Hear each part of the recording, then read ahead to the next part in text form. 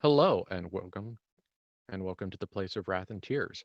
My name is Ben. I'm the storyteller, and we have with us three wonderful people. We have Matthew Van Horst, played by Elon.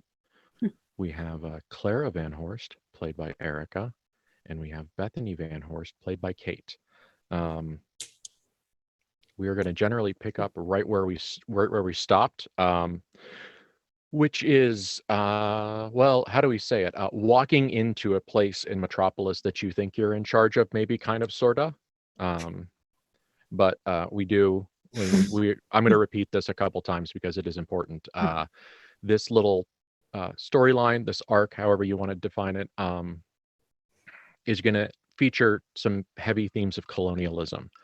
The Van Horsts are terrible people. Um, they are avatars of the 11th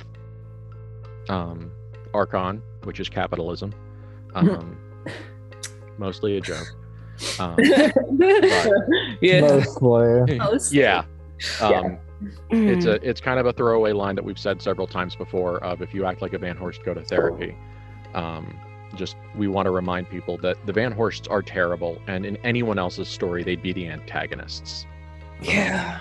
And don't let our intimate relationship with the Van Horsts let you forget the fact that they are absolutely reprehensible people.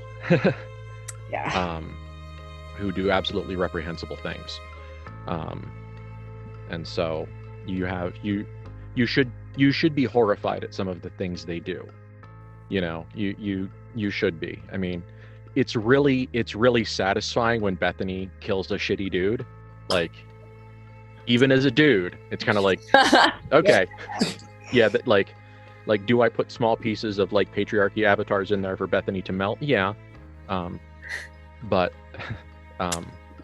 arbitrarily killing someone because they made you mad in 10 seconds or less after meeting them is actually a problem. Yeah, not good. Not good. Mm-hmm. You know, drug addiction is a huge problem. It is a challenge for the people that are dealing with it. It is a challenge for the people around them. Mm-hmm. You know, Clara is experiencing some troubles. Matthew is capitalism. In addition to several amazingly deep personal flaws that Elon does a great job of both playing and then not internalizing. Well done. But I appreciate that. Yeah. But it's been on my mind today. So please remember that the Van Horsts are awful, and that and as much as they are the protagonists in the story we are telling, in terms of all that is decent and good, they're antagonists. They're just ones that we like. So, yeah. You guys have anything you want to say or do before we roll the camera? Nothing from me, I don't think. I think we're good. Okay. So buckle in. I hope that it's going to be a wild ride. I'm going to do everything I can to make it that way. And let's get started. So, at the end of last game, the Van Horsts were being brought back together. Because, yay, the Van Horsts were being brought back together in Metropolis, in a weird kind of bridge leading to kind of a living place or a meeting hall or something that's above a giant, huge, deep sunken depression that's like 25-30 feet in the ground. It's very strange. There's machinery and things around. Metropolis, as they are discovering, is a extremely vicious place that is not your friend, and is in many ways deeply broken. So yes. So walking with Matthew and Bethany is the crooked man of far too many joints and far too many digits. Let's hesitate to even call them fingers. Lots of manipulators on the ends of its limbs, and it's very bent and a little bit impossible angly and wrapped, almost mummified. It's in cloth. It's got a gold mirror mask around its head. The mask isn't entirely human. Like if you imagined kind of a sleek, I don't want to say form-fitting, but what's it like a retro-futuristic, that kind of like that slight oval but Yeah. clearly you can see that it's designed to have a human head inside it. Whatever this oval is not a human head oval. And there is a distinct feeling that you are happy that it is reflective, or at the very least not see-through.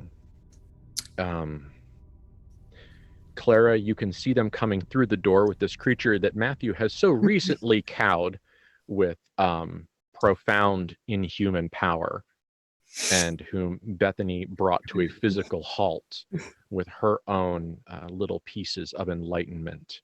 And Clara, your siblings are coming towards you with what looks like the logic. You know, the best dressed thing in the room is usually in charge of the room. So if you apply that logic, then this thing must be the thing in charge. You are just freshly cleaned up in a desperate attempt to obfuscate the fact that your time in Metropolis wasn't peaceful, that you were actually physically beaten at least once. So, and don't worry, you promised the servant, the middle cased, whatever you want to call it, that don't worry, everything's going to be fine once you're in charge. It's true. Don't worry, we will civilize you. Rent it. So let's get into the heads of the Van Horsts. Clara, you have been, repeating myself a little bit, but you have been recently beaten. You have now been taken from the squalid,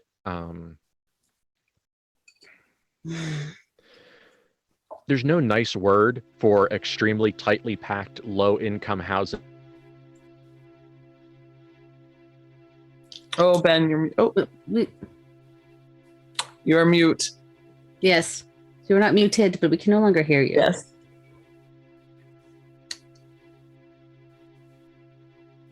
Oh, It is no. sort of into this towery thing on the side. Okay. We couldn't. You froze for a little bit. Can you go back? The last thing that I think we heard was that there isn't a good way to really put the lower income area housing sort of The projects. Tenement. Project. I don't know. Yeah, not great. Yeah. It's not great. Yeah. Ghetto, loaded word. Yeah. Mario, equally loaded. There's a lot of loaded words going on there. Yeah. So from the slums, I think that's as gentle of a word as we can use to describe that place. So the slums, you are literally brought up through the slums, up kind of like the side of this big dish thing that the slums are in, led up through the multi-storied building command center. Like it's clear that this is the place that was supposed to be in charge of whatever this bigger place was before Metropolis was stolen from you. But aside from some very basic form and function logic, there's nothing here that's telling you what it does. It'd be really great if there was a giant weapons factory written somewhere above an arch in English, but we're not actually that lucky. So, Clara, you are being reunited. You can see your brother and your sister walking towards you, and they seem generally okay. At least more okay than you are. So, how are you feeling in this moment? Relieved. She's putting on a strong face. It's totally fine that she made it here. It wasn't a desperate attempt of making a big mistake, of falling through a hole, of ripping a tire in reality. Everything is fine. The beating wasn't that bad. And she's just really happy to see her siblings. And so strong face, big smile. I'm so glad you both are here. You're all right.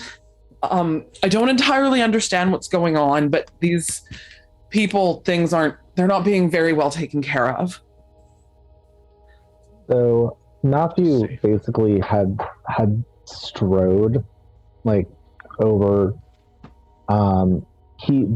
before Clara can get that much through, he is going to kiss her. And it's only after doing that that he realizes that like she is injured.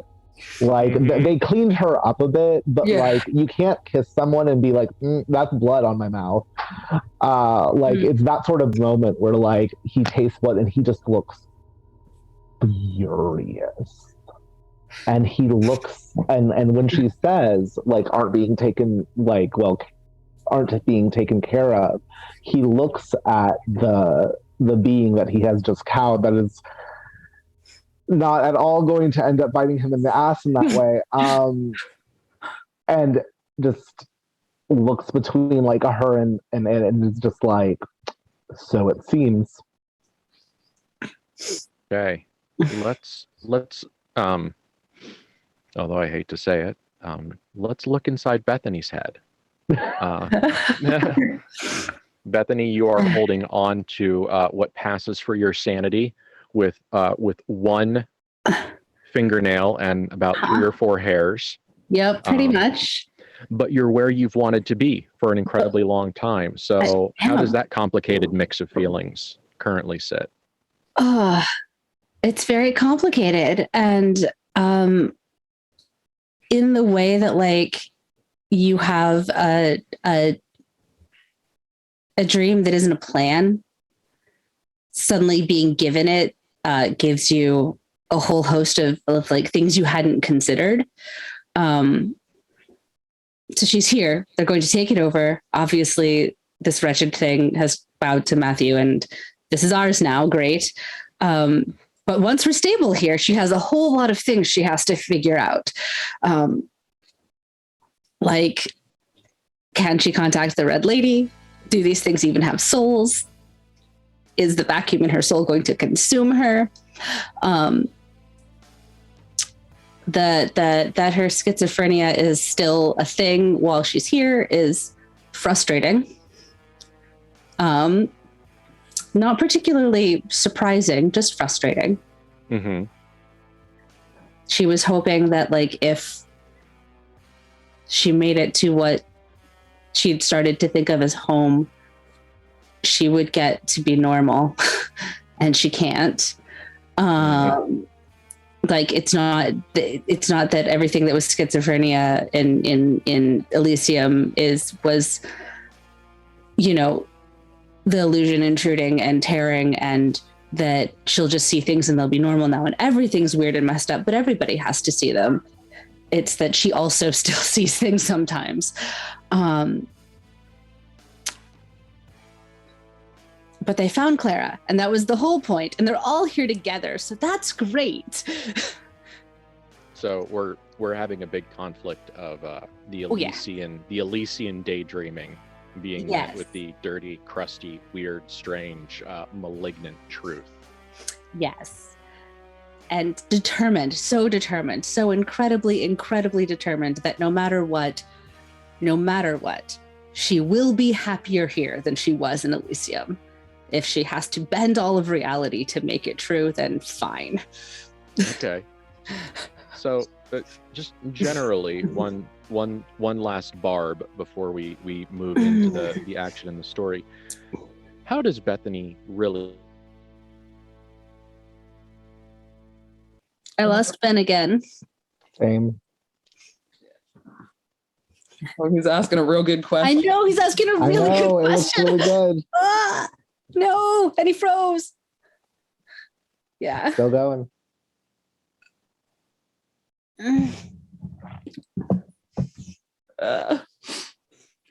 Guys, I'm sorry. I'm having computer troubles tonight, and I'm trying to drag what I've got across the finish line, but it may not be working.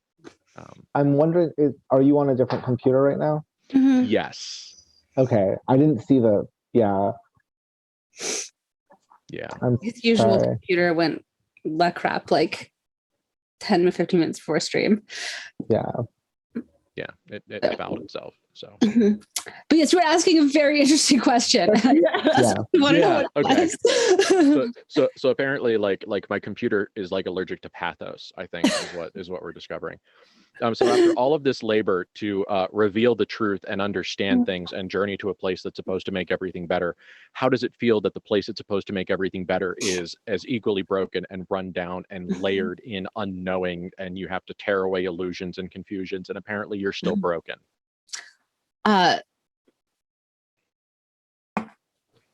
It makes her angry, and it makes her angry at Metropolis.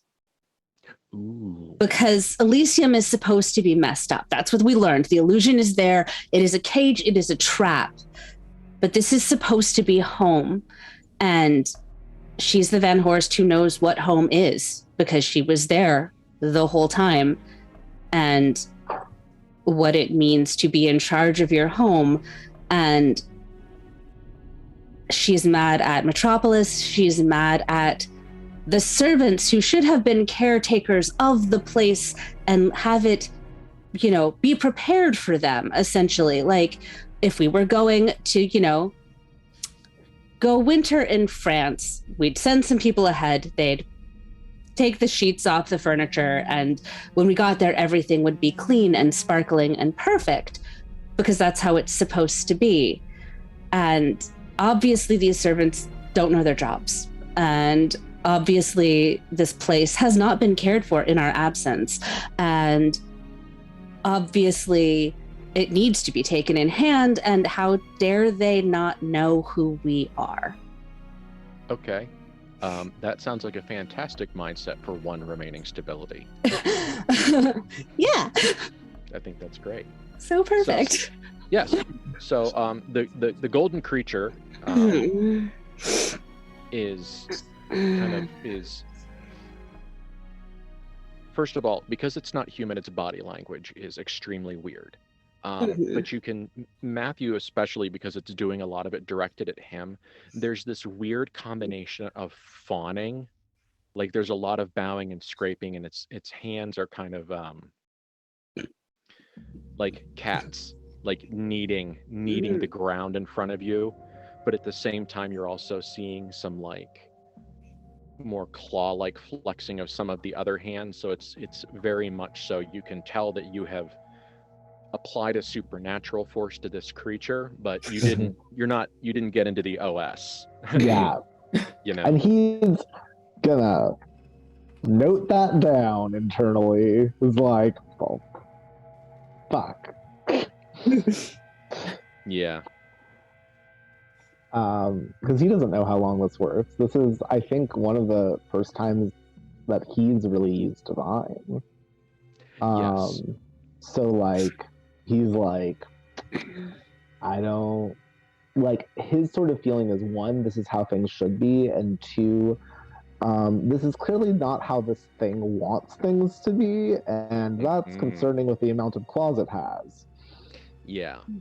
And the fact that you are also walking, let us recall, between two rows of what could be easily considered honor guard. Oh, yeah. That while weapons aren't entirely visible, there's a physicalness. There's a physicality to them. There's kind of a sleekness and an energy to them that puts you in mind of creatures that are capable of great physical feats. And considering how the way this is shaped, you could assume that some of those physical feats are certainly violent. So yes, you have given Clara a kiss. Yeah, let's come on, Ben, roll the camera.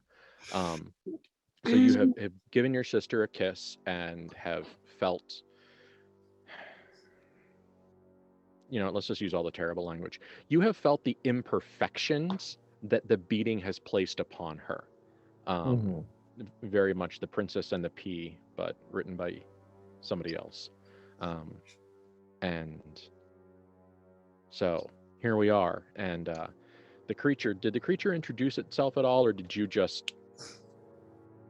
I don't think it gave us a proper name. It did speak to us, but it didn't give us a name. Okay. Then the creature kind of does the same kind of like, see, everything is fine.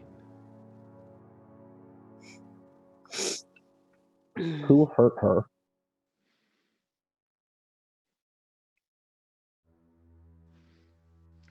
It turns to the silver kind of surf looking one that helped you clean up Clara. Mm-hmm. And it kind of it holds its hand out, and Matthew, what's very clear to you, it's clear to everybody, is that this thing is not scared of Matthew or any of the Van Horst. It is scared of the golden thing. Valid. Yeah. Yes. And it raises its hand and gives a response in colonialism in some gibbering language that doesn't make any sense to you guys. It's difficult to even believe that it was designed to be reproduced by human bodies, because there's almost like a rocky grinding inside it. It's almost like they've got a gizzard mixed up with their voice box. And the golden one says, there are some low-caste scavengers who did not adequately comprehend her value and place and sought to ensure that she would not escape.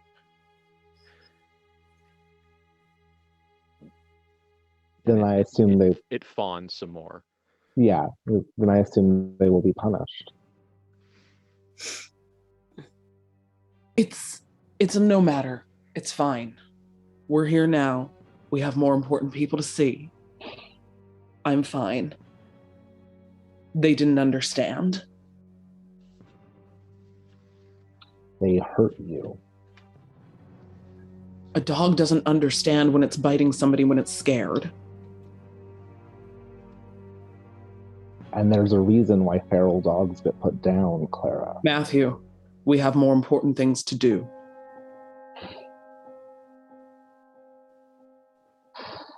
We would like to go and speak with your leaders. Whatever is happening in this place, everybody's hurting, clearly. We want to help. We have the iron in our blood. We have the gifts in our blood. And she's saying this to the golden one. Mm-hmm. We don't understand yet how to help you all, but we know that we can.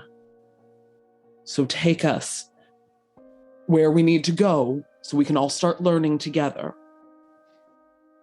And she kind of reaches out for Bethany's hand too, to like, one, ask for support, but also to give support and be like, it's the touch questioning. Hopefully I'm saying the right things. You know more about this, but I'm the talker. And she's still holding on to Matthew's arm. Mm-hmm. She's hurting and misses him and wants both of her siblings and is trying to be strong. Okay. The golden creature, as you speak, there is clearly, as it listens, it has selected a plan of action, because the number of like random sort of movements in and about its body seems to be stilling, and it seems to be finding some kind of equilibrium. It doesn't really stop fawning. It doesn't really stop doing like some other like stress, aggression things, but it's now very calm. Both of them are very calm. So the way it bows its head towards Matthew and kind of inclines itself into one of its shoulders is now very like balletic. It's very choreographed and graceful. It is now clearly something that maybe has cultural significance, that the motions that it's doing towards you are ones that are supposed to be sending cultural messages, because they are very clearly shaped in a certain way. And and it says, yes, then, how, please follow me to the throne room, and we will discuss all of these things. Please?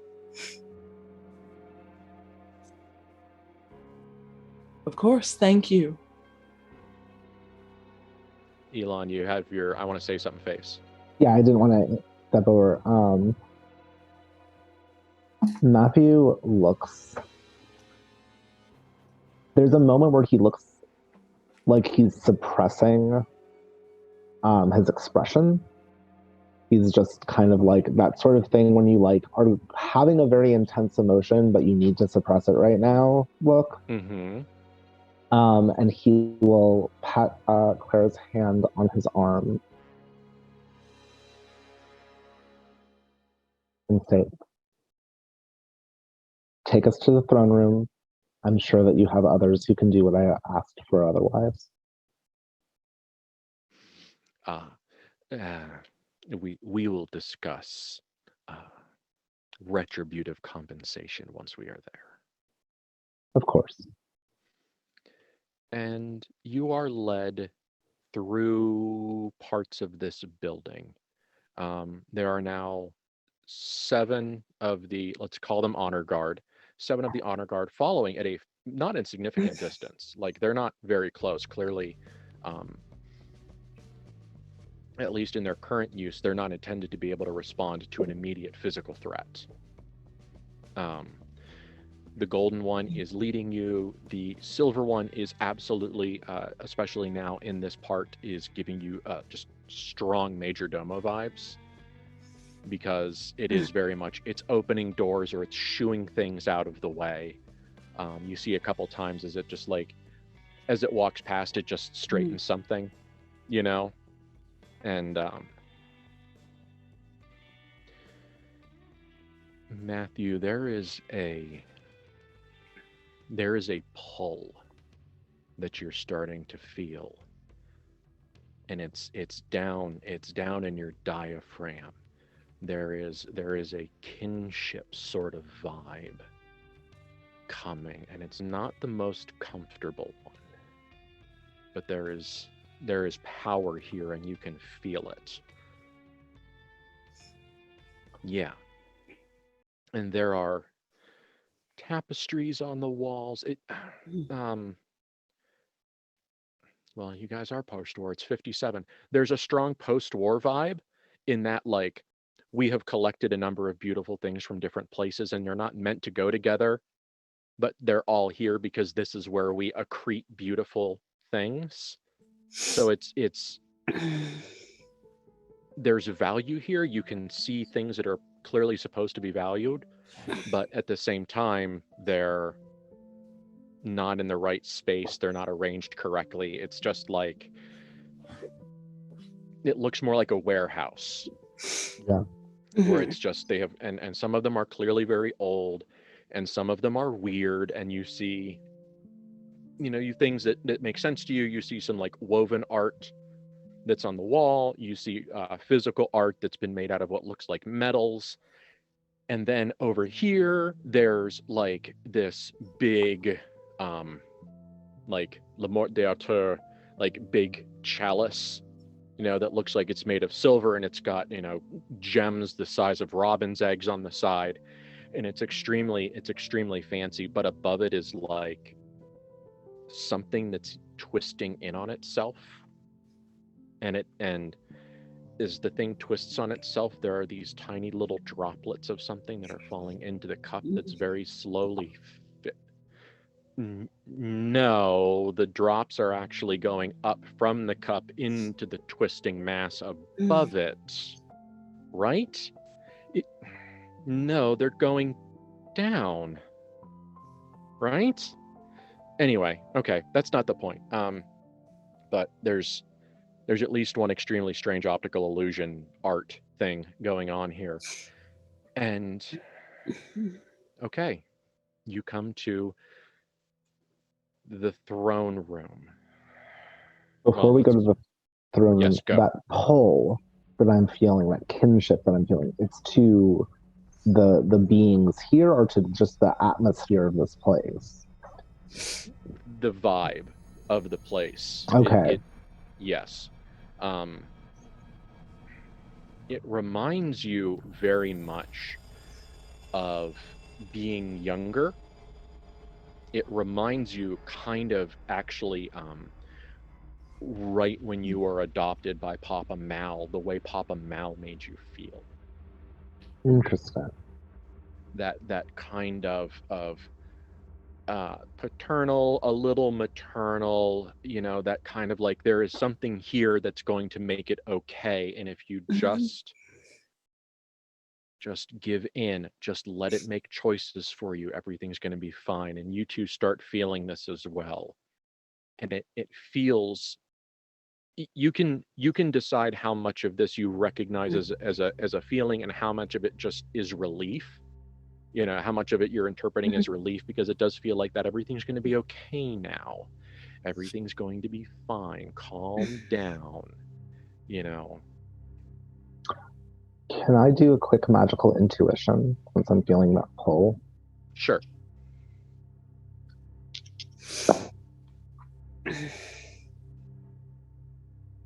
$16. Oh, jeepers. Okay. Well then, ask your questions. I'm gonna do the first one of learn something about a creature's true nature to this golden being. Okay. Do you want to ask them all, or do you want ask and answer? I can hold some of them, but I think that one of the questions is learn if something has a magical nature, and I feel like almost everything here does. Right. Is there any way that I can have learn what is the most magical nature, or is that not really within the purview? Well, yeah. I mean, it's once again we're farting around at the edges of what the rules are meant to. Yeah, and that's okay if the answer is use. no. Also, I'm No. okay with just, because at its core, magical intuition is instinctual reads of an area. That it feels very much like a natural skill, which is the ability to, kind of observe your surroundings and vibe check them. Yeah. Just given a supernatural level of sense. So I can tell you that the creature, the golden creature, is something. It's not an angel. It's not anything you've seen before. It feels very unique and kind of itself. It doesn't feel like it's bound to something greater. It doesn't feel like a piece of something. It feels like a thing all by itself. Okay, that's actually really helpful. But also, it is not insignificant.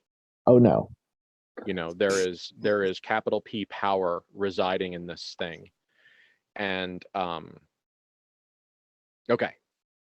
So it is magical. You can't assign a creature type to it, but you can say this doesn't feel like any of the servants of the archons that we've met before. Okay. So that's nice. So I think the only other thing was, is there any one object that stands out the most, I guess, with magical in nature? Well, absolutely. Whatever's giving you the feeling, which is what you're going towards. I mean, Yeah. That's the most powerful sense that you're feeling at this moment. Okay, and I'll hold the last one. Okay. Does anybody want to do anything else before we get to the doors of the throne room and then into the throne room? Just so I can establish how many days, she won't know, but how long was Clara trapped?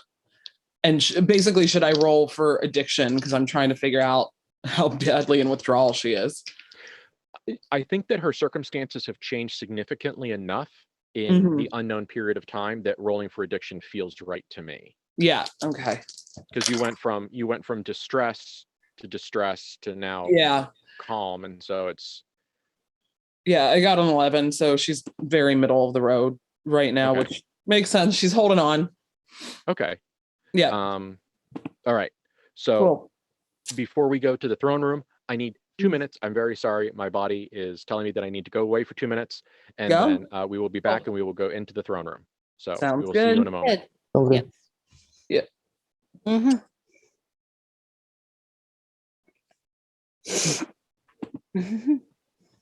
Yeah, Clara is definitely putting on a very strong face. Like 11 is enough to keep it together. That's all I needed to know.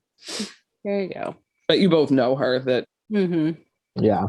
but she's a good actress. So maybe she's fine.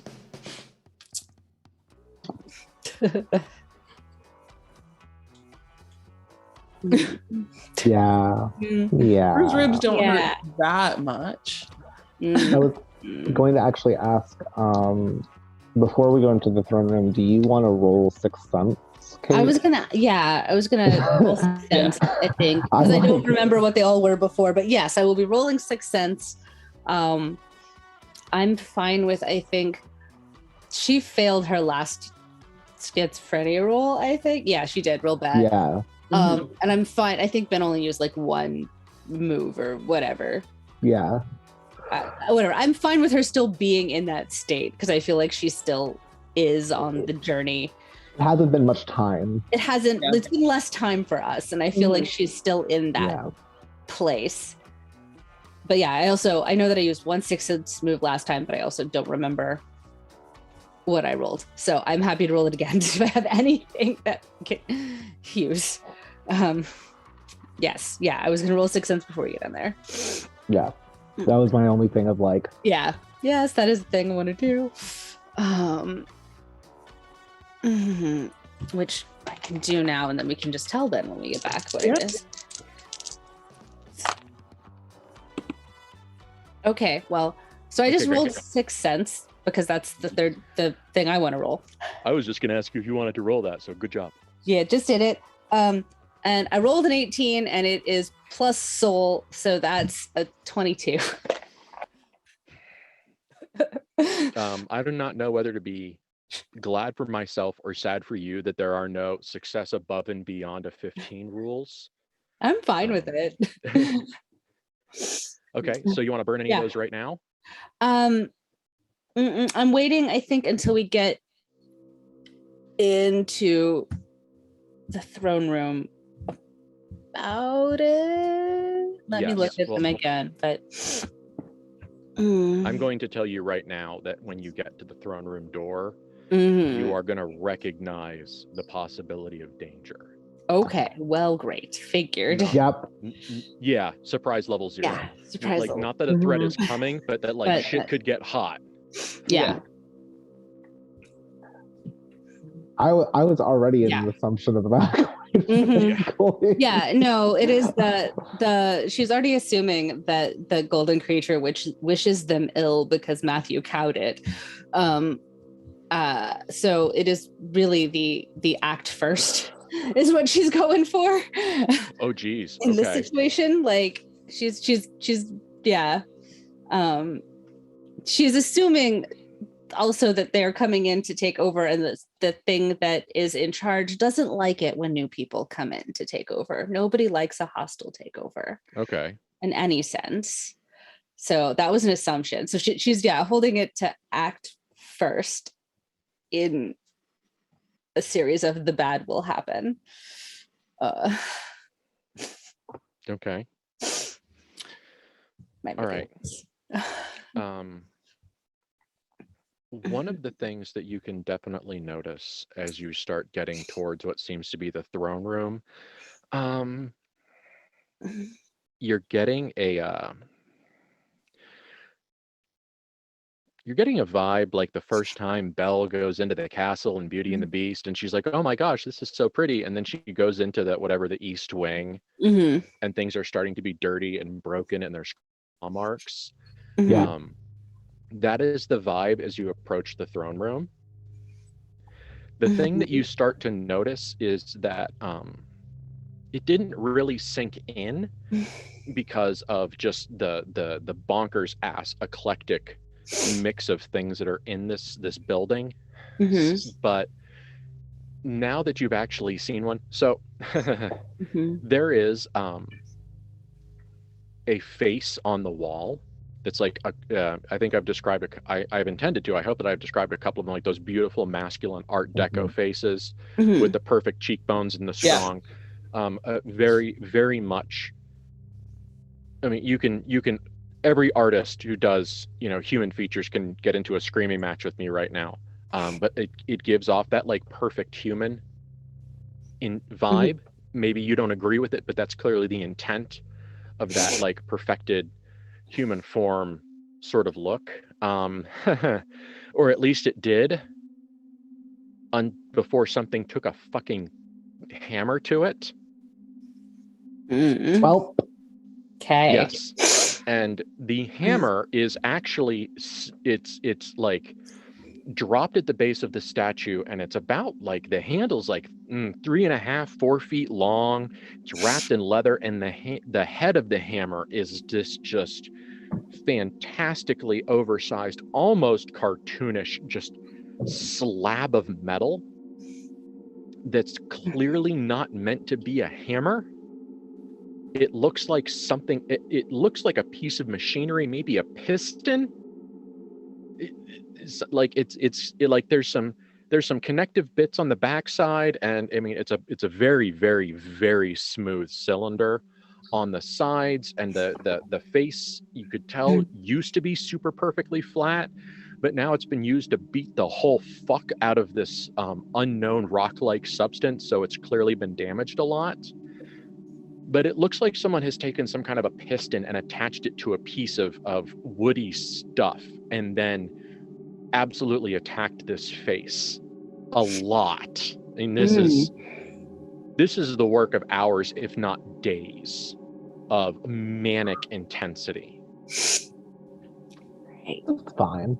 It's fine. And there's some blood around, like there's some blood on the hammer, there's blood on the handle, as if whoever has used this has actually used it to the point that they well, you presume it's blood. It looks like it would be on the spots where someone would hold a hammer. It's kind of crusty. It's sort of got that dried out organic fluid vibe. It's not exactly red. It's kind of a brownish, reddish, purplish, translucent thing. But you're fairly certain it's some kind of internal fluid. And so, yeah. And thinking back, there were a couple of times that there were other pieces of art that had faces that had them removed.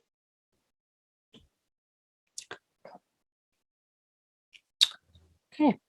It's fine. Looking now at the creature that wears a completely featureless, perfectly reflective mask.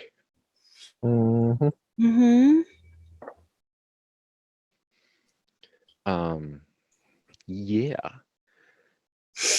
I'm just going to roll a very quick keep it together, because I want to know if Clara is really doing well or if she's just on the edge of like fucking losing it. Let's find out together. Yes. 15. She's doing well. Or she's currently at this moment doing fine and is actually keeping it together. All right. I just wanted the dice to determine that instead of my drama sensibilities. Yes.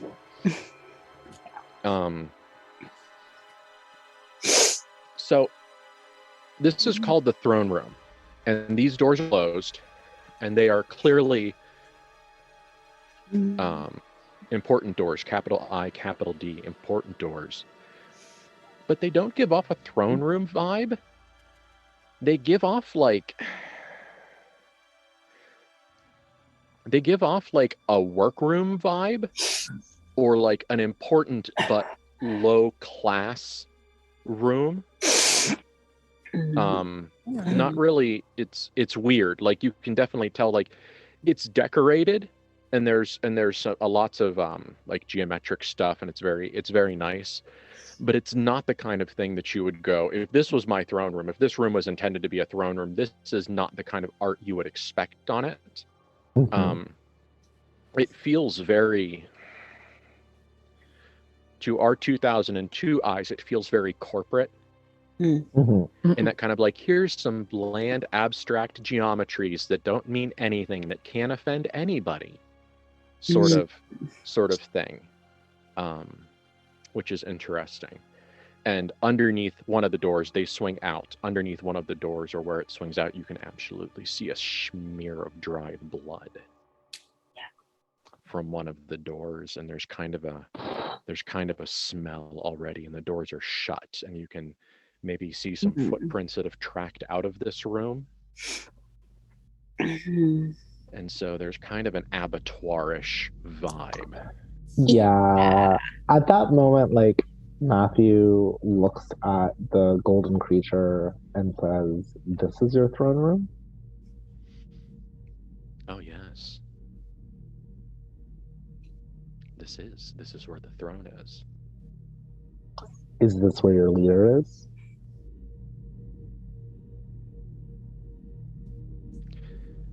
This is where the leader meets people.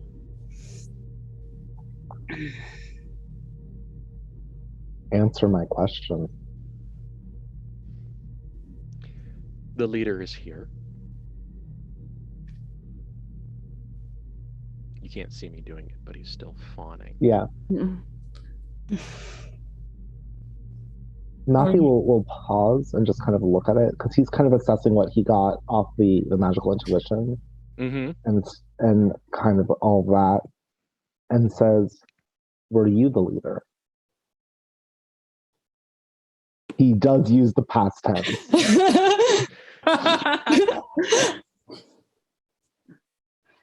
Yeah, you totally did. Yeah, I did. On purpose. I'm so sorry to everyone if we just die now. I'm not. That was perfect. And yes, correct. Van Horst getting fucking murked as they attempt to colonize a piece of Metropolis is a unexpected but brutal and on-brand end. So Could happen. everyone who's watching the stream, like even the people that are like, "What the fuck do you mean, Ben?" Yes. So, Bethany, danger zone. Yeah. So absolutely, like Kenny Loggins is here. It's a whole thing. I'm gonna. Yeah, you need to roll act under pressure. Okay. With a -2. Okay. And we'll see. Okay. I rolled a 9, so that's not great. -2 is 7. Let me pull up her sheet because she's at all the freaking negatives. Those are just keep it together, not act under pressure. So that part's okay. We're still, so this is not great, but I have to see what the plus is for that. Yeah, do you have coolness? Oh God, no. Well, that's a 6. No, she has no fucking coolness. She's a -1 for cool. She doesn't know how to person. Okay. I just want to. I want to say that I imagine like do, and then just the record scratches. Yes. Yeah. It's you say, "Were you the leader?" And this creature's intellect, you know that it's not stupid. Oh yeah. But it kind of has done that kind of like, I am answering your questions in a very limited capacity, sort of like either I'm stupid or I'm barely intelligent or something like that. But its understanding of nuance reveals itself when you say, "Were you the leader?" and it freezes. And Bethany, your sense of things screams in your ear that something terrible is about to happen. Yeah. And do either of you have a thing that would let you like go first or something like that? I don't think so. I think it's Bethany's sixth sense is the only. I don't have anything. I have nothing that says that I get to go first. I only would say that if it freezes, I would know that something is up and that I should probably act now. But like, I don't have any like power that lets me go first. Well, it's a very brief freeze. It's like that 1/10 of a second. Yeah. And then also, you are not ready for the fact that some of its arms can reach directly behind it. So while it's still fawning at you, Matthew, its head tilts and it does a mannequin twitch, and then several of the hands reach behind it and throw open the doors to the throne room, assaulting you with a fetid charnel house stench. And it pushes itself into the room. And Bethany, kind of, you feel your moment to do something about this slipping away from you, like a piece of silk slipping through your fingers as something falls several stories to the ground to shatter. And Matthew, you can see the moment that whatever is in here, or whatever thing that you're feeling, overrides your use of divine.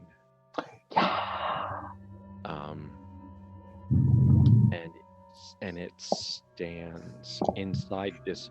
It's not all human smells, but like it's definitely the rotting, fetid meat and bodily fluids and death and pain and fire, and it's just, yes, it's a bad room. And it stands and it unfolds itself. And it says, I am the leader here.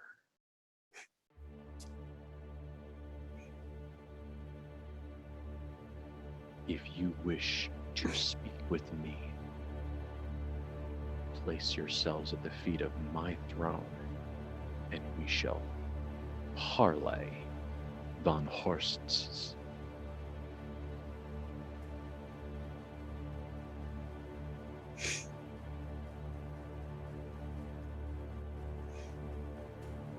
And it starts to creepy humanoid insect thing back up into the darkness at the end of the room, where there is a silhouette, maybe of something vaguely chair-shaped.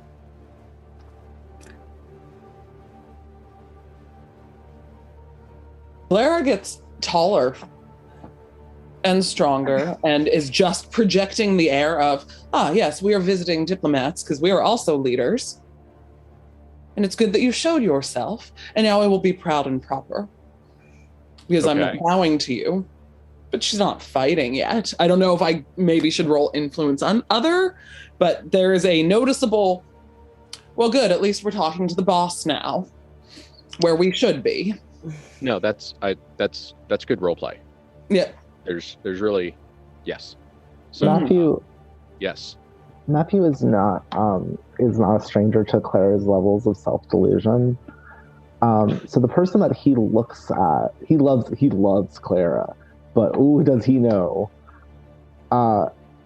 He's going to look at what Bethany's expression is. Bethany has barely contained rage on her face, and if you as a sibling would like her to not do that, you need to stop her. because she's about to blow her last ability to go off.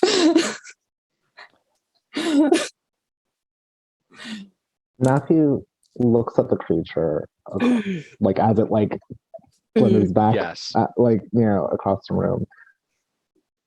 And he looks at Bethany and he looks at Clara, and it's obvious, like the two options, right? Of what options do we take? Yeah. If the Van Horst were a BioWare game, here we are. Basically. And it's clear that he's assessing which one of these things will get us murdered faster. Because that's the level of let us survive is slim enough that he's just which one has less likelihood of us dying? And he looks at Clara And he puts a hand on the back of her neck in that possessive way that he always does. And he says, they only seem to know power through violence. The time for diplomacy is after they are beaten. And then he's going to hit it with the internal power. Hell yeah. And he will also, with his other hand, as he's doing that, be like, does she still have her purse on her at all? Oh yeah, she was given it back when she was cleaned up. We just had this discussion last time, I think. I confirmed she had her gun. Yes. He pats her purse with his other hand because he knows Clara's good at violence. Oh yeah, the moment like Matthew put a hand on her neck and said violence, I was like, I'm gonna roll death drive. Here we go. Yeah, like Yeah. do I think I just want our viewer audience and also Ben to know that I don't think that this is a good idea necessarily, but I also think it's, from what Matthew has seen of this society, it is the only way to gain power. And not having power in the society is, to him, worse than what a failure would mean. Yes. Okay, I dig it. I'm so scared for sorry. y'all. I'm scared for me too, if that helps. It's okay. This is how we go out. This is it, then. This is it.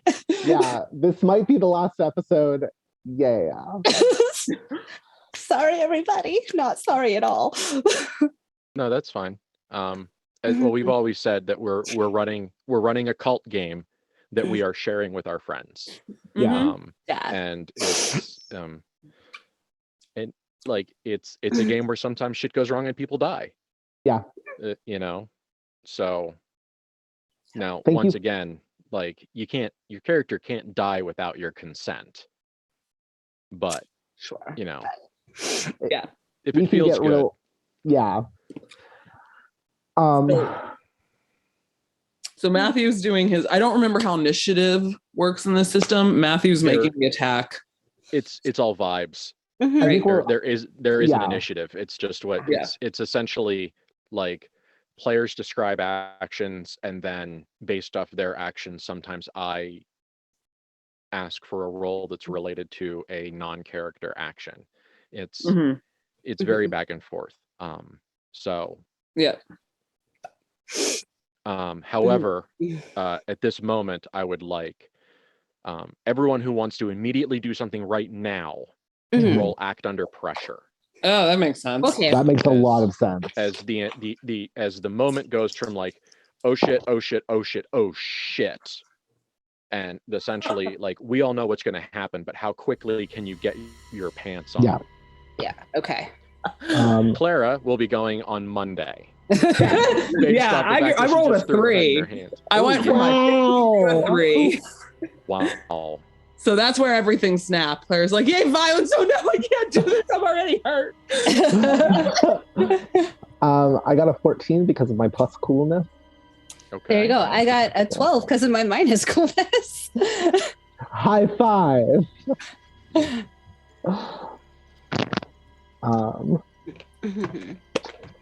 Well. All right. I'm gonna the thing is gonna get about a half an action then. Not gonna be able to do all of what it wants, but it's gonna get it started. The room starts to light up in kind of like this like imagine if like the shimmery rainbow oil slick iridescence could float off the walls and start generating light. Like it's a very it's a very bad, icky, gross, not radioactive, but certainly like kind of like an unhealthy, ungood light. And the room is starting to become vaguely visible, but the shadows that this light is throwing are all crooked, and you can actually see some of them like twisting in the light, like blown unglass. And now you see the golden creature is sitting on a hunk of black like basalt, that is clearly like a shard of something bigger that has been vaguely hacked into the shape of a throne. Is it the head? No, Mhm. this is a Okay. completely different stone than Okay. anything here. As a matter of fact, the only time you remember seeing any stone of this like Mhm.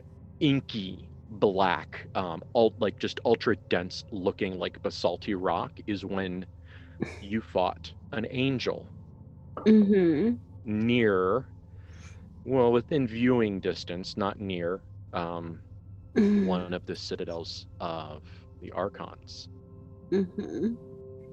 And you had dreams of a terrible black tower that wanted to subsume your will.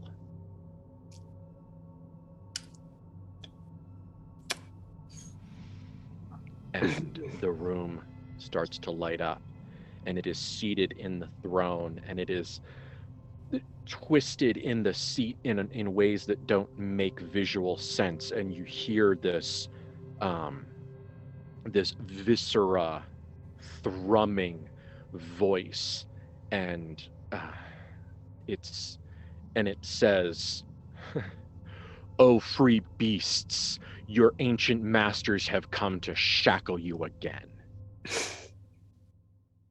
Uh-oh. And Mhm. that's the half of the action that it got to take. Okay. So, Oh. Mhm. Clara,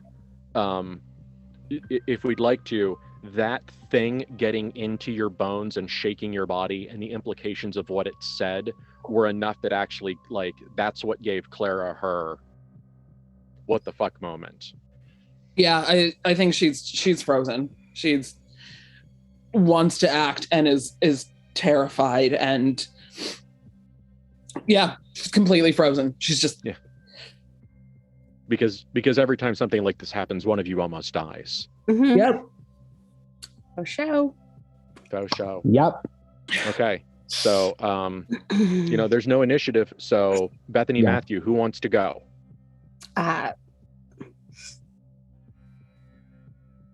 Why don't you go first, since I got to do a lot of talking? Okay. The thing that Bethany wants to do is use telekinesis to rip the mask off its face and turn it around so it has to look in the mirror at itself. Currently. All right. What the? Okay, yeah. Roll. Just roll. Roll plus soul. Like, Yeah. there's no analog for that. Nah. That's a 14. I rolled a 10 plus 4 soul.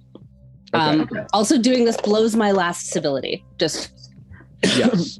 And you, Yeah. you have yourself a teeny tiny little break. yeah, I get a little breakdown. Yeah. So- You have a whole ass problem right there. I do.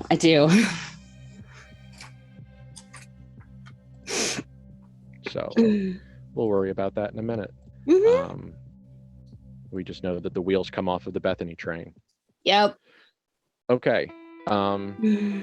So it's not as gracious as you would want it to be, and so when the headpiece starts to come off, it's not a real slick like unmolding or anything else. That it's a crack. Mhm. Like it's very much like cracking an egg. Mhm. The worst possible way, just like crunch, yank. Yeah. And it comes off, and what is underneath is Cronenbergian. It is shapes and bones and like a mass of things kind of bubbling.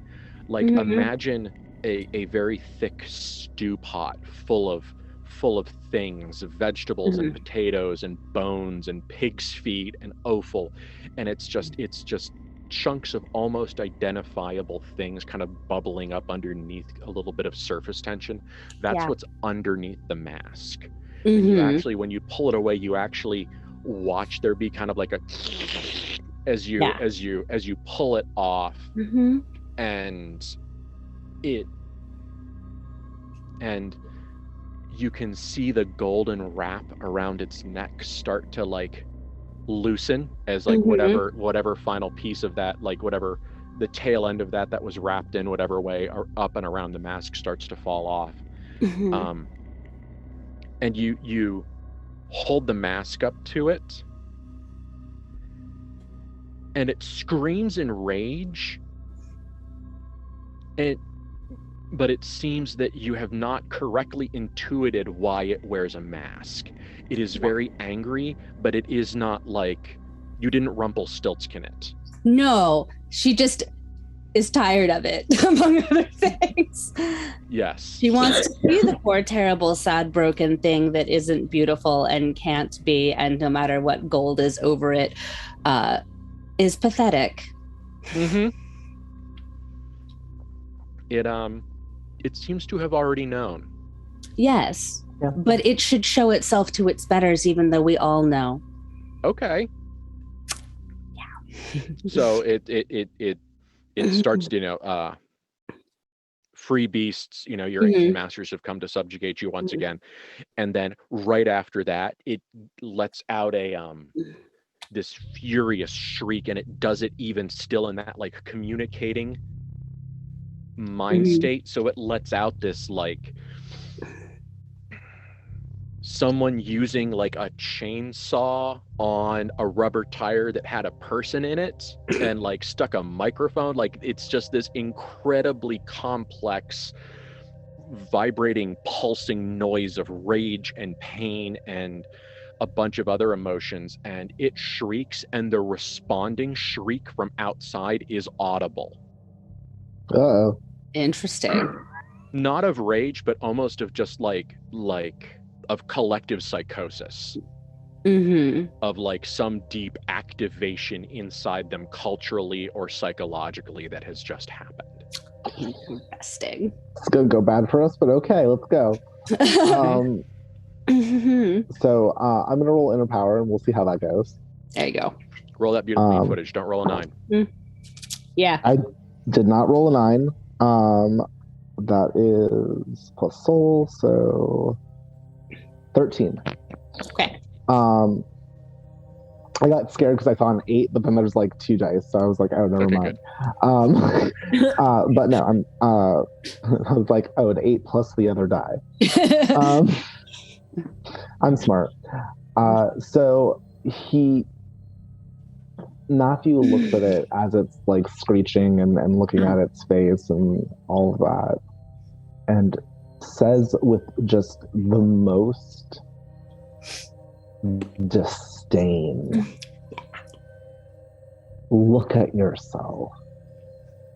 How dare you think that you could lead?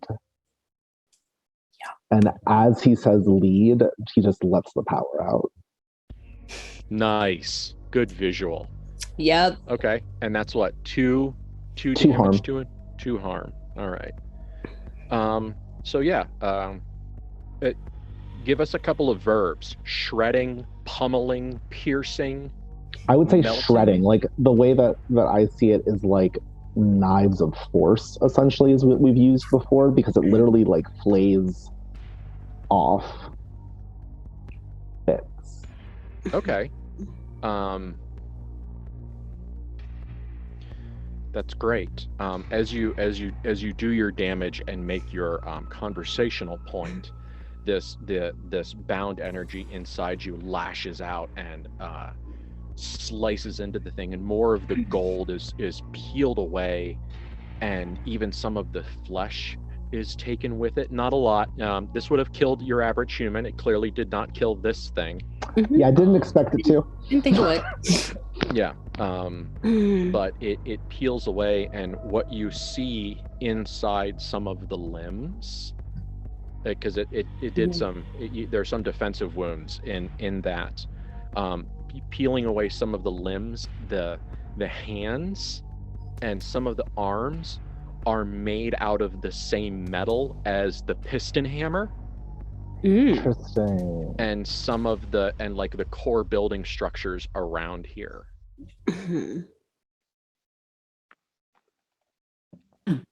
Okay. Mhm. I'm just looking at my scribbled down character sheet for this critter, trying to remember what the hell I meant by some of these notes. Yeah. There. All of the words Erica. I use when I'm talking, I don't use when I'm writing. There we go. Okay. In response, it actually like hisses at you, and the arms that you just shredded, it just kind of flicks them out at you in this very like wide open gesture, like a farmer sowing grain, or a dancer, you know, doing a big thing. But instead of seed or ribbon or a cape or an orchestral swell, what comes is this rotting black liquid that sprays at all of you. So roll to avoid harm. Yeah. With a -1. Okay.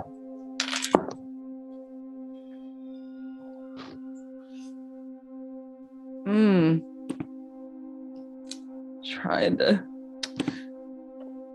avoid harm is reflexes. I'd look that up. Oh no. Oh no, Clara.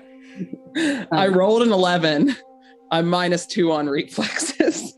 11's fine. No, she's No. -2 after that, so that puts her at Yeah. 9, and the -1 is It's an 8. Yeah. Never Would have mind, been you're not fine. fine. But yep. my reflexes are a +1, so it cancels out the -1, and I rolled a 12. So middle of the road on that. I will say that I do have a +1, which brought me all the way up to an 8. Oh no!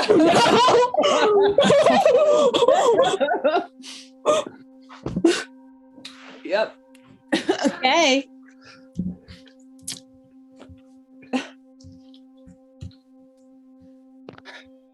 Okay. We're gonna have a couple things kind of in this. We're gonna resolve a couple things. One of the things that we're gonna resolve is Bethany hitting 0 stability. Yeah. So this vitriol lashes out and splashes onto all of you. So what? We got 2 failures and a partial success. Yeah. Yep. The 2 failures just take 1 harm. Okay. As it's because it's not a big, it was definitely like a splash and it's like surface damage, but wherever it hits, it starts to corrode. But what's interesting is it just looking at whatever you can see that got hit is it's not corroding like acid. It's like it's doing something strange and fundamental to the tissue that it touches. Have you ever seen a like a really shitty pint of ice cream start to melt, and the filler in it, like the artificial ingredients in it are still that like that foamy mess, but the cream has started to melt out through the bottom? That's kind of what's happening to your skin, in that like it's melting some pieces of it and leaving other parts of it untouched, so it's like this weird awful latticey. Yeah, it's really bad, and you are fairly certain that you do not want to drink this stuff. It will mess up your whole night. So endure harm then? Yeah, if you'd like to.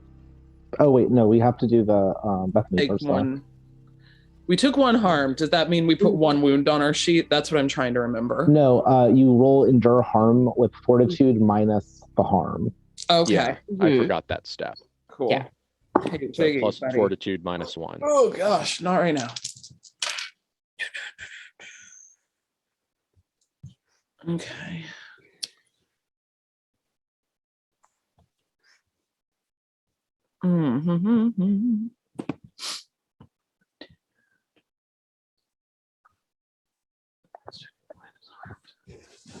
Oh, I made it. 11. 14. Okay. Oh, Okay. Well, we still have bad things happen to us, but Yeah. we at least aren't terrible. yes. And then what is Bethany's partial success thing? She like loses something, or is she also in it? Because I will also roll for this. You're fine. Okay.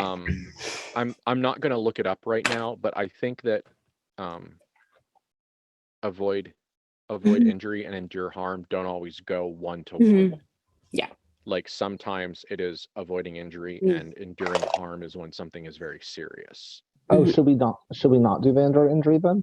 I don't remember. We're not going to do anything about it right now, and we'll just Okay. we haven't done combat, and I'm not stopping to look it up, and I didn't refresh myself on the combat rules, which I'm going to own. So I'm not worried about it.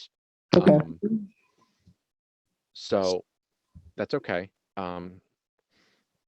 So yeah, just mark off one harm for those partial successes, and we'll just leave it there. No serious wounds or lost anything.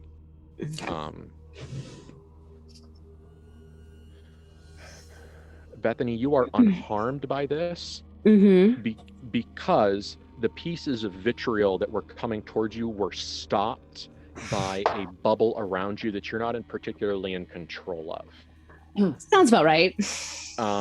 The thing is that you have used contagious insanity before, in that, like, I'm going to infect the people around me with what's inside me.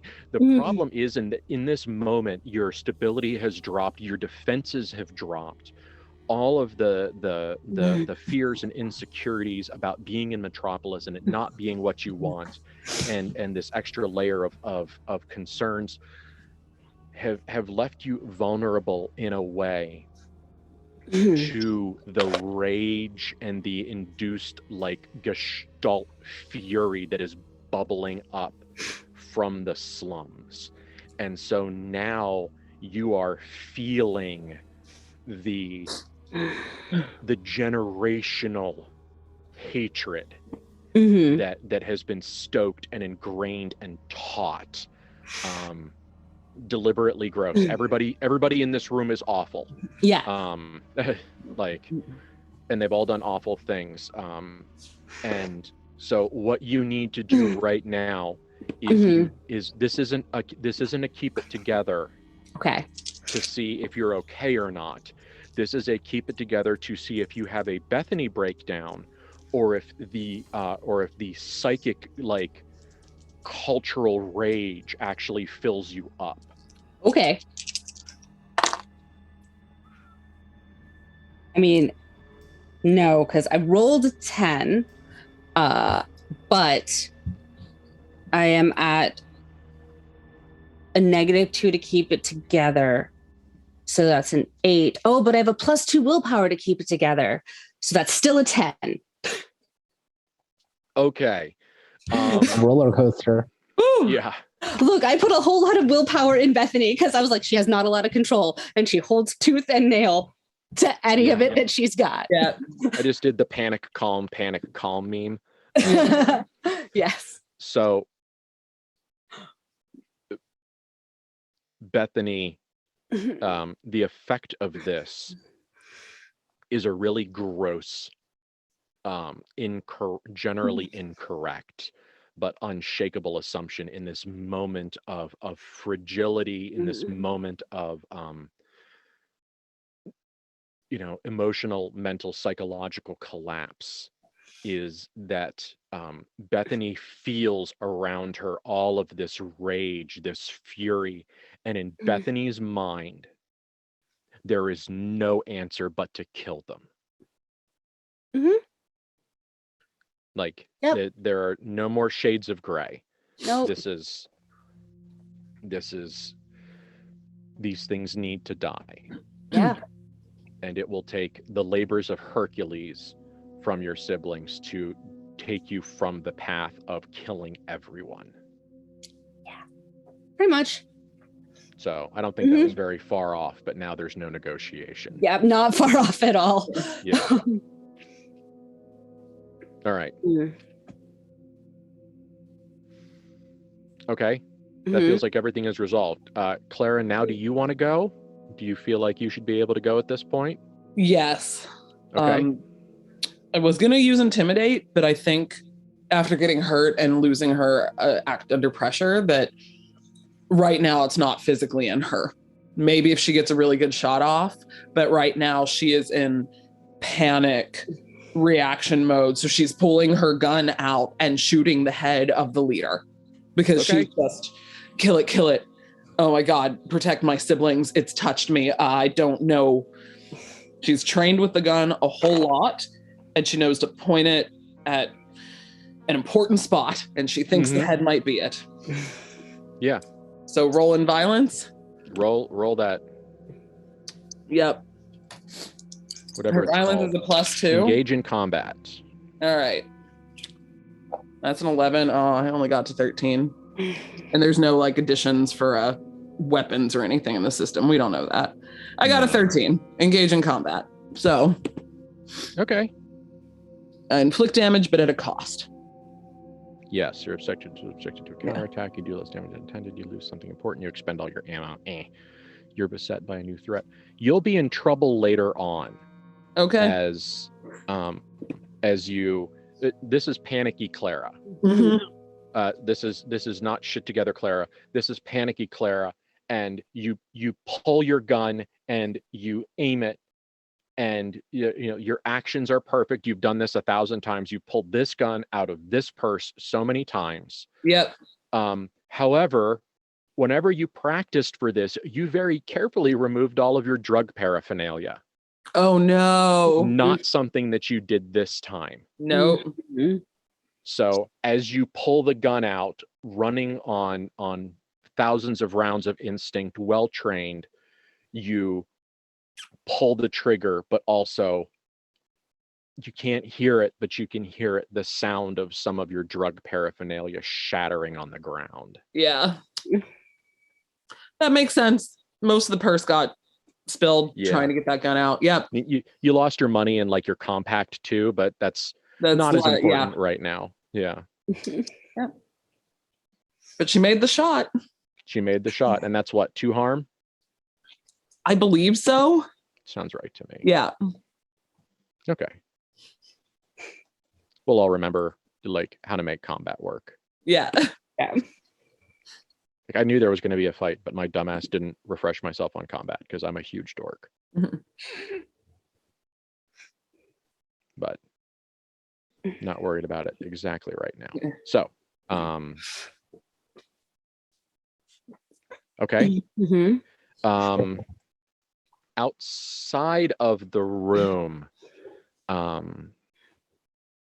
you see a couple of, or you hear, however you want to sense it, a couple of the bodyguards now starting to come in towards the room.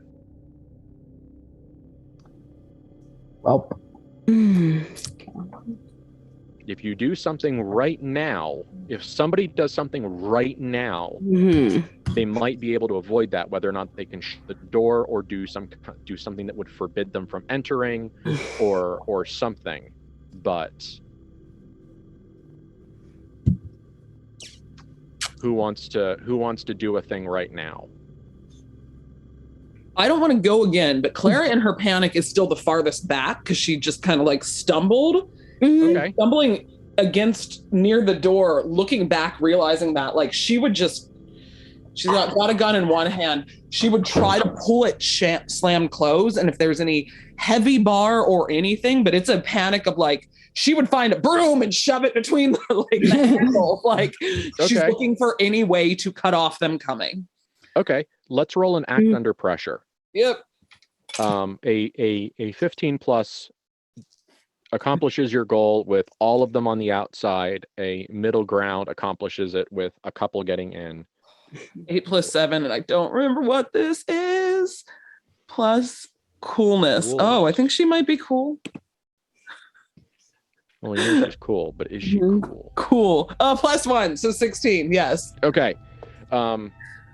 Clara, in the competence that only terror and adrenaline can provide, sees them coming, and a couple of them are like moving forward at a very brisk, like like chin up, shoulders back jog, but you have seen that a couple of them have actually dropped to the ground and are kind of like ape loping down the hall.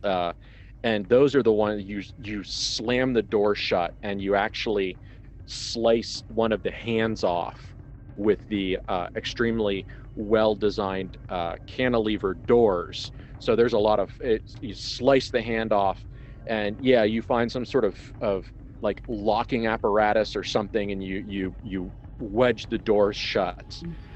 But boy, you hope you don't have to run because you're not entirely certain that you'll be able to undo that you'll be able to undo that blocked door at any haste. One problem at a time. It's all right. We'd probably have to knock Bethany out to do that anyway. So this is where we're at. Probably. Clara in her crisis mode, because she got a 16. I'm gonna take monologue. She snarls, "The adults are fighting!" Slams. Good.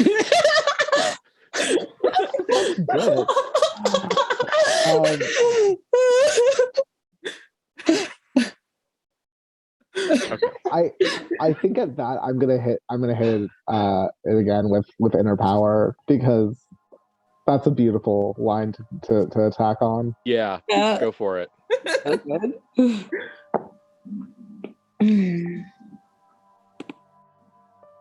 The team, which would have been good if they were in here, because then I could hit them too. But I don't think I can hit through a door. No. So it's the same effect as if I had gotten 10 to 14, but still. So 2 harm. 2 harm to every enemy in the room, which just happens to be just this one for now. Yeah. Another wave of your shredding force peels off bones and other things, and now several of the limbs actually have fallen off, as if they were not attached to a core question mark. Just piloting. Yeah. I mean, okay. Bethany wants to try to do a thing. And it could very much not work because we are in Metropolis.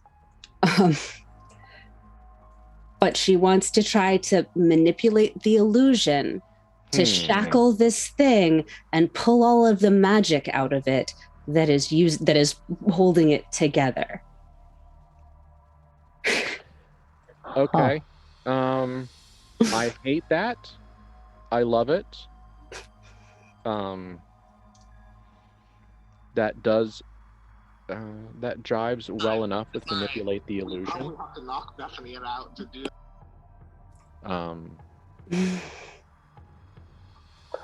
Can I support that with help other, because of Matthew's history of trying to eat magic that's been pulled out of other people? No. Damn it.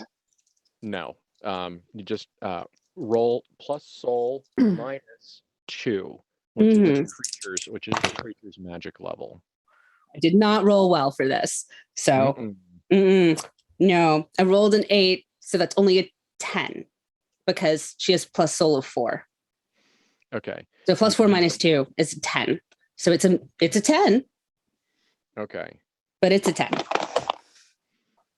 So essentially, what's shitty and funny and terrifying and incredibly thematic is that essentially what you do to this creature is what was done to the humans of Metropolis. Yes, absolutely. You did the damn thing. Yeah. That's hashtag the worst. You permit the hashtag the worst. I showed it itself and then put it in chains like it tried to threaten me. Complications such as the magic being is time to affect you first. Your exertion of force. Okay. Yeah.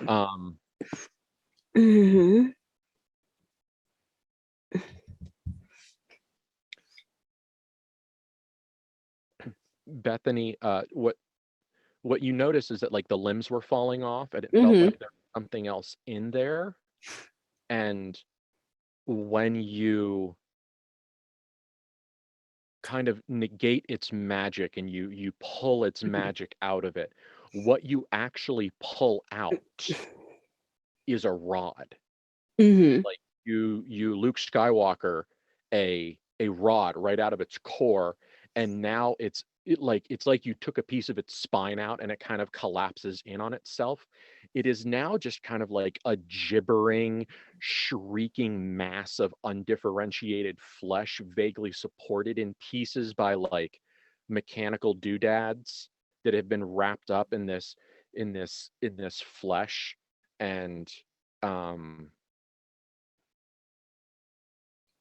you grab the rod and you sense something in here that is powerful, something that you might be able to use. But the last thing that this thing shrieks in the moments of you fighting with it to weaken it, to shackle it, to bind it to your will so that you may conquer it, Mm-hmm. you vicious fucking Archon, you. It shrieks, "They are coming to steal our faces." And you are almost entirely certain that you are going to have to do something very drastic very soon. Mm-hmm. That's okay. Bethany was committed to drastic. Mm-hmm. Okay.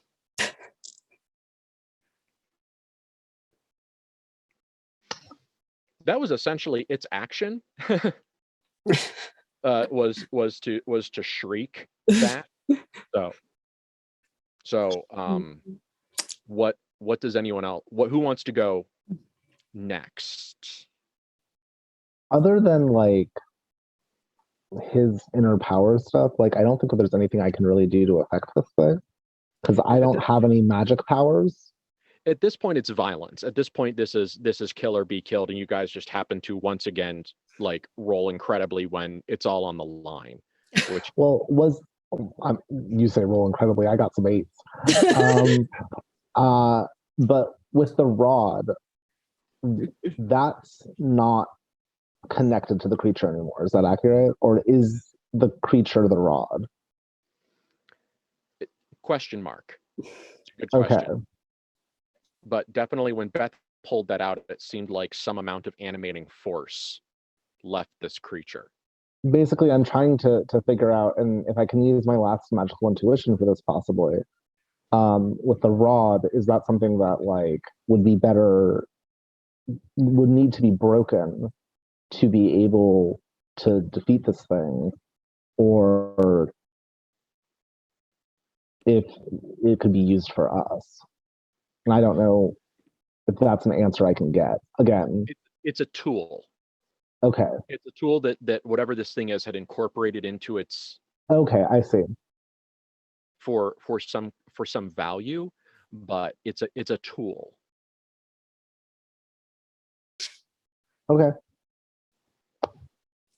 I think that if it's gibbering on the floor and still screaming and things like that, and we need to, and it's clear that like Bethany is in murder place. Yeah. And that it's not going to be cowed by us doing this violence to it. It's just going to keep going and keep going. At this point, it's all gone wrong. Yeah. Like there could have been different discussions or there could have been talks, but at this point we're. Oh yeah, no. This is I understand. He'll actually he's going to take off his glove. Okay. And he's going to put his hand, he'll walk back for a second and just not taking it from Bethany, but he will put his hand on the rod while he uses inner power on the creature.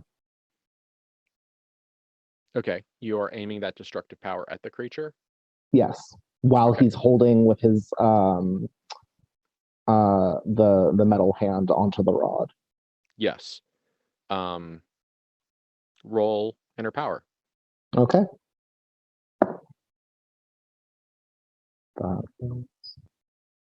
15. Okay. Good job. That's essentially to all intents and purposes, kills the creature. You could say discorporate, like you could pick a different verb, but it ceases to be a functional thing as you just kind of shatter and shred its essence, and the last bits of it splatter against the throne, and you hear like the little metallic tink tink tink tink tink tink of some of the pieces that it seemed to scavenge up. But what's interesting is that the basalt is entirely unaffected by the acid or the vitriol that this thing is made of, question mark. The rod doesn't seem to do anything in terms of just like grabbing it, but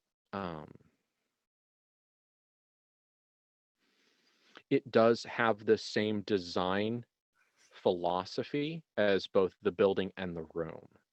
Okay.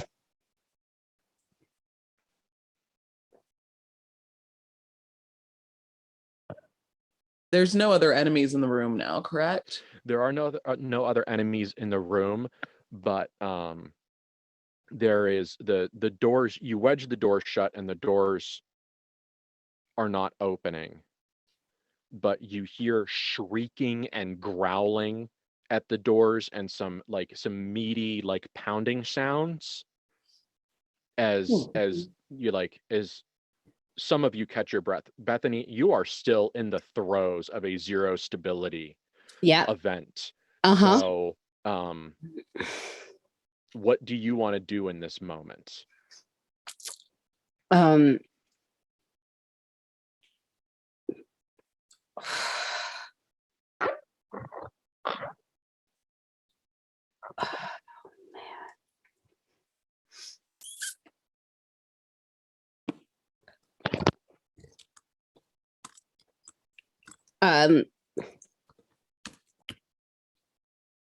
Is there anything in the room that would be satisfying to destroy? Not unless you feel like doing the throne. No.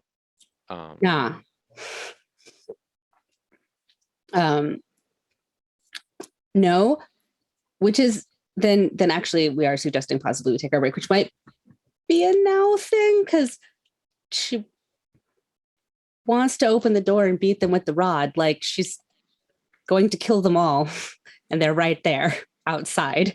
And I feel like that's going to move us into another event. And if we wanted to take our break, we should do it now. I'd suggest that. Okay. Yeah. Yep.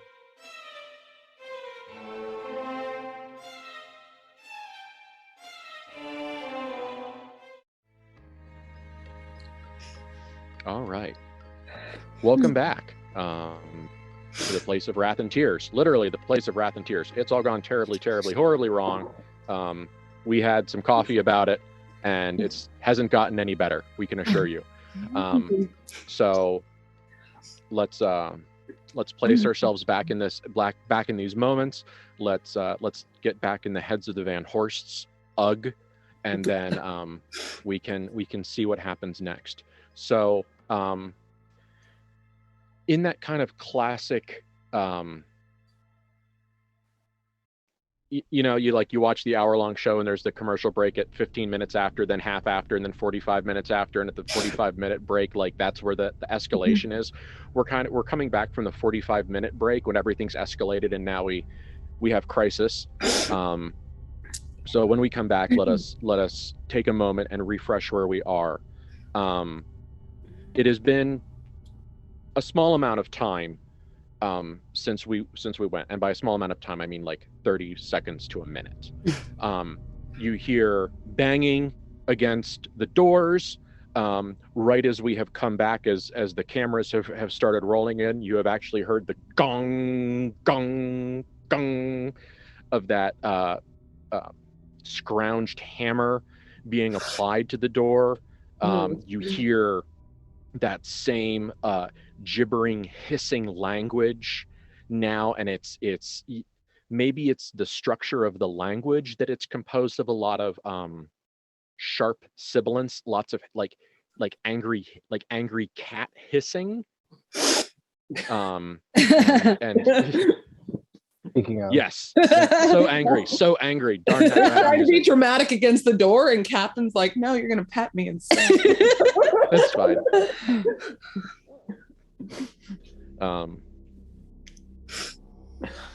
Buddy. So no, it's fine. I'm all over the place all by myself. So yes, there are clearly you guys are the Van Horst are trapped in a room. yeah, You are trapped in a filthy, reeking room lit with weird, quivery. Like if theremins were light bulbs, that's the light that you're in. And it's this weird, quivery light, and this golden thing has been literally stripped down to its components, and it's kind of rendering into the floor and oozing and hissing, but it doesn't seem like it's eating the floor. It seems like it's dissolving the various gross bits of stuff that are on the floor, leaving like a spreading patch of very, very bright, gleaming bright metal underneath it. Useful. Matthew's gonna walk over to Clara, who's up against the door. Yeah, she's still against the door, like pinned there, gently shaking with every time it hits. And he's gonna reach out to help her move away from the door. She takes his hand and she stands up, but she doesn't move. She goes, "The things out there," and she's really looking at Bethany and holding Matthew's hand. "The things out there are servants, are children, are victims. They do not understand what is going on. And if we are to retake this place, we need an army at our back. They should be ours. We should not be destroying them. It means we have to convince them that we are worthy to be in command as we are."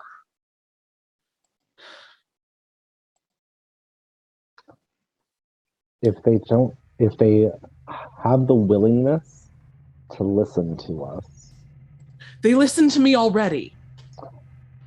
then I am willing to let them have the chance to be convinced. But if they try to kill us, we have to defend ourselves. Yes, but they need a chance. And that throne is ours. That throne is yours. That rod, wand, whatever it is yours. And she points at Bethany as she says that. You are the king. You are the magician. Take your places of power and prove it to them. Matthew will look at Bethany to see if she's convinced. He looks convinced. Bethany is paused and therefore convincible. Mm-hmm. I have a thing I want to roll after Bethany. Okay. Because one, she doesn't want to go through her siblings to get to the door. Like, they're still in the way. Two, she's still full of murder. Oh, I'm sorry. Can I jump in? Because Yes, I really do it. Okay. Yes. I want to roll Forbidden Inspiration. Mhm. Because when you dive deep into your art, you unlock moments of the truth. Clara is determined to set this scene. And the scene and the stage is Matthew is king, and the magic advisor is here, and we are those who should be ruling. And she's going to set this up using the throne, using the rod, using the gleaming floor beneath them. And as she stands up, and it's Clara in director, actor position, looks at Matthew. You need to take being king. Looks at Bethany. You need to be the magician, the advisor, the wizard, whatever that role is, you have it in your hands. And if one of them dares attack us, you smite that one. You prove that a single one is not enough. That they stand alone and everybody else should bow to who we are. And if they all bow, then great. And if they don't, we prove our power using that one, not all of them. But this is the stage that needs to be set, and this is our throne, and this is how we get them to believe the truth of our power here. Do you understand? Now roll.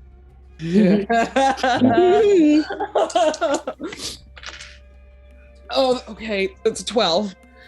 That's still It's better good. than It's still middle. I don't remember what that is inspired by. I'm hoping it's charisma. Is it an inspiration? Yeah. Soul.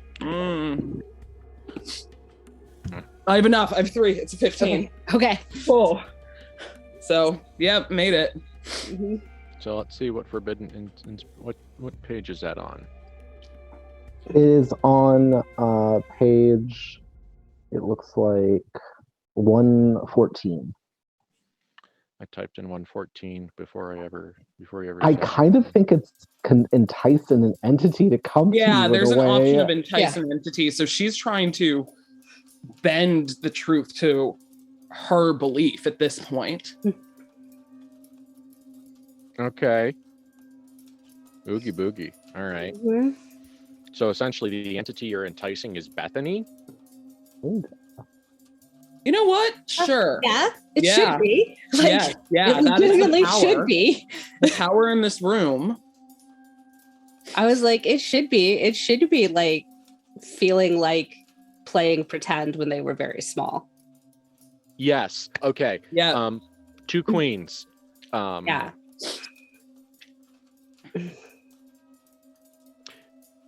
You know what? I'll talk about that later.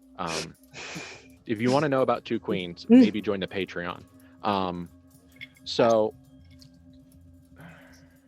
Okay, I'm gonna leave this up to Kate, because this is a crucial decision because this is essentially like your stability is 0. You're in the throes of a significant like mind-altering event. You are also, however, an invasive creature. You get into things. You can not only read them, but you can get into them. And so as you hold that rod, you get into it a little bit and you want to know what it is. And the understanding comes to you that this entire place is a machine. It is a machine for the production of vitriol. Oh. This is the cistern of dreaming vitriol. These creatures are to the machine sense nothing but the grapes which it will squeeze. It is part of a greater machine, a greater thing, some incomprehensibly vast human design to bring about some inscrutable end result that you are not yet free enough to comprehend. But you understand now that this rod connects the person holding it to the machine. And you, unless you think of a third option, you generally have 2 options right now. You could hand this rod to your brother, let him have that power, use it as the symbol of authority that this creature clearly based itself around in some strange way, or right now you could solve all of your problems, all of them, every single one of them, every single problem you've ever had. You could solve it right now, stability 0, by telling the machine to turn on. Oh, God.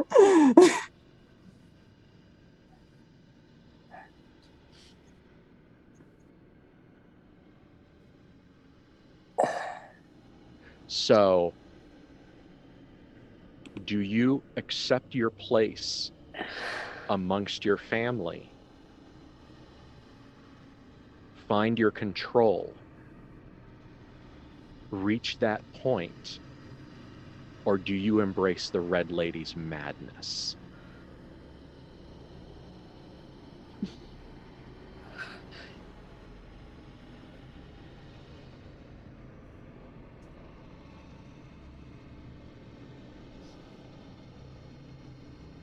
I think she drops the rod. She doesn't give it to Matthew, but she wants so badly to turn the machine on. so badly. But I think the shock of realizing that would fix everything, she reflexively lets it go. In the I'll pick it up again in a second and do it, but in the realization, sort of, she flinches. Okay. So I'm gonna give my siblings a chance to pick it up off the floor in a move. If either of you are oh, I'll grab that, great. Because if you don't immediately, she's going to pick it up and turn the machine on. I would say that Matthew would probably do so. Yeah. Okay. But the issue is that he would do so, and he would go over to Bethany. He's not giving her back the rod immediately, but he does the thing that they do where he puts his forehead to hers and says, I can't do this without you, and I need you by my side. She just looks at him, and this is in her. Matthew recognizes not in control, seeing things that aren't there, very much not grounded, not in her own anything.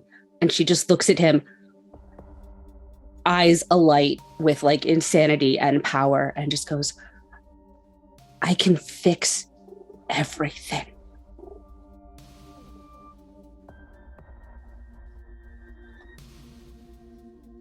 And he looks into your eyes, the blood is running down his face from your crown of thorns and flowers that you and your sister made that are cutting his forehead. Yeah. And you can smell the rotten animal stink of the room, although that's not too much of a stretch. Anyway, sorry. Flavor text. Elon, continue. Yeah. Sorry. Bethany, let me be your eyes. Right now, I'm not sure if you see what I see. It's the machine, Matthew. Papa's factory is like a foundry. They're filling it up. I can turn it on. I can make power here with it, like you use the steel. We can have a factory again. We can make it home. Oh man, he's tempted. I'm gonna wait for Clara to be able to speak. Well, so there's options with Forbidden Inspiration, and we took one, which was that, but is there a way that I can use, because I did get a 15, that to see if that is the truth? Is Bethany telling us truth?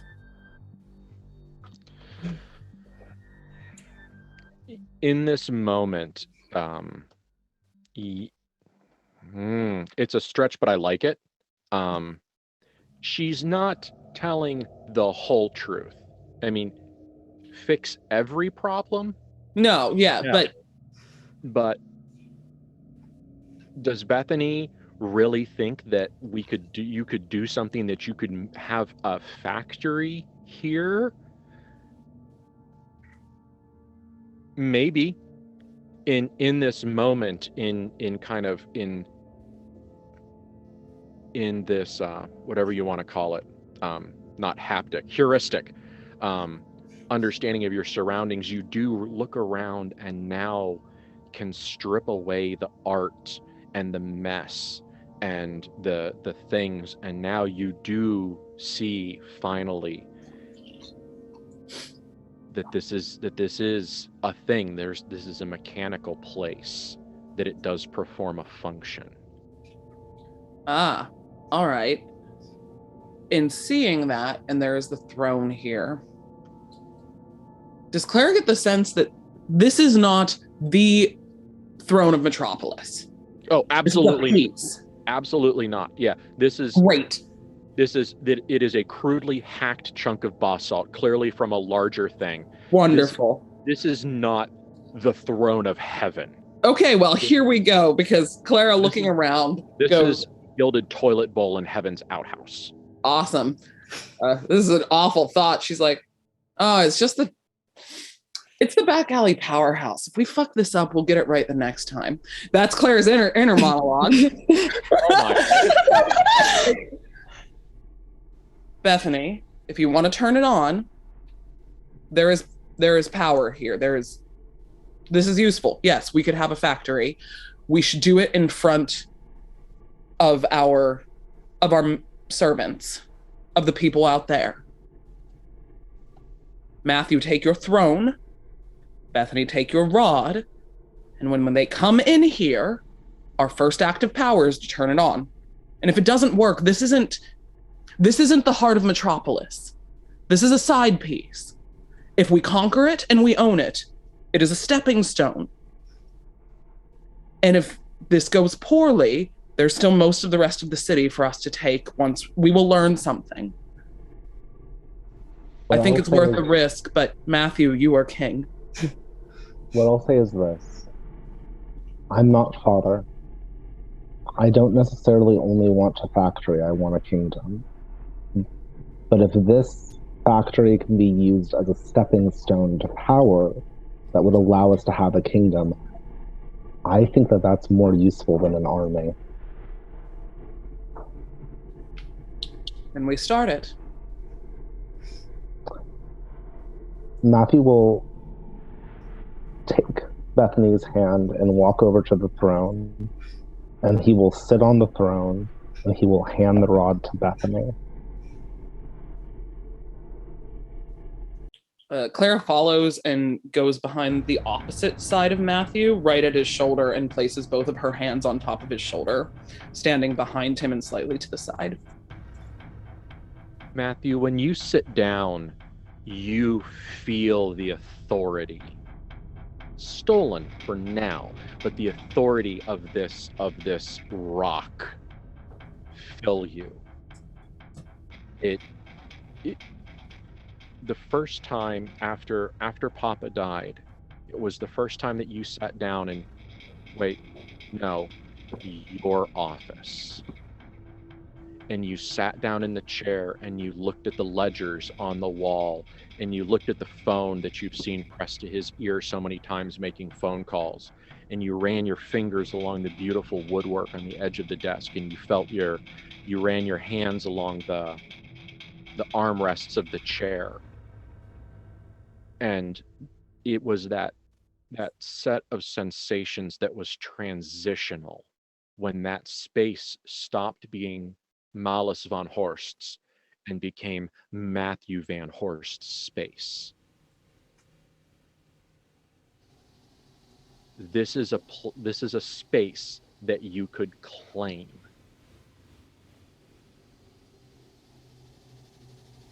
And there is power here.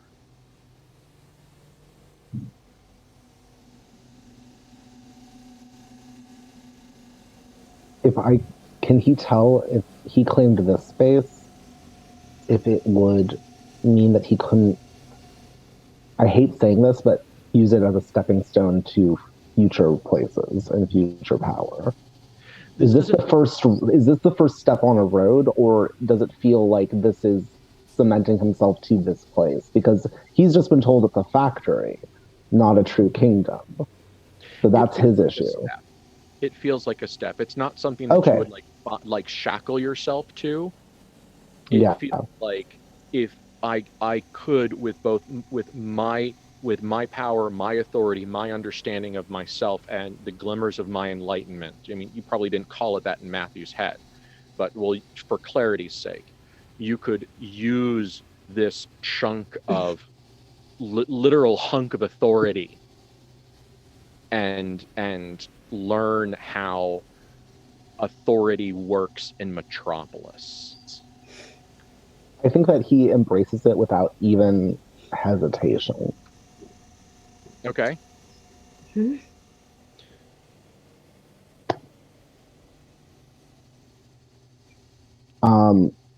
So they're bashing at the doors. Does it seem like the hole that we used is going to break anytime soon? Yeah. I mean, they'll get there. I mean, you guys had like a sort of a calm conversation for a few minutes. Yeah. So definitely, but also like the level of aggravation out there kept increasing. It seems like you can hear lots of voices. It's kind of become that low crowd. It stops being, and you hear thumping and banging and some different sounds, and you hear something rhythmic, bang bang bang. They're beating down the door now as you kind of take your positions, and you see the spear or the staff or whatever it was. It looks like it was some of it is that kind of like fungally bony wood that you've seen in a couple places that has you don't even know what the hell it's for, but it starts to flex and crack As now. they go back, because if we can hear them and there's that rhythmic, can I use inner power to blow open the doors? It does harm, so I don't know if that's possible. Not at the level of precision that you want. Okay, then never mind. Yeah, you could try to blow the literal fucking doors off, but that would be a blow the fucking doors off action. I'm cool with not doing it then. Yeah. Mm-hmm. Okay. Bang, and you see the cracks, and bang, and you see the cracks, and then crunch, crunch, and you see the doors like start to fail. Did I freeze? Mm-hmm. Yes, but we can still hear you. Correct. Okay. You see the doors start to fail, and it's pretty fucking intense. There you go. And then the doors break and they are pulled open and kind of like in a very you could imagine that this horde of people things, very much you could imagine that they will pull you apart with that same kind of communal roar that these doors opened with. And they stand there and with froth in their mouths, and the stone masks that were pounded under their skin like loose and slipping from their exertions, and blood on them, and they are a howling horde. And they start to pour into the room. You have one shot. Somebody needs to do something. Matthew is going to state, your leader sits upon the throne. Kneel before him. And we'll see how they take that. Did I see Bethany press a button too? Oh, Bethany's going to take the direction of her sister, and the first act that their new subjects are supposed to see upon entering the throne room is turning on the machine, so she's gonna fucking do it. So that's what we do.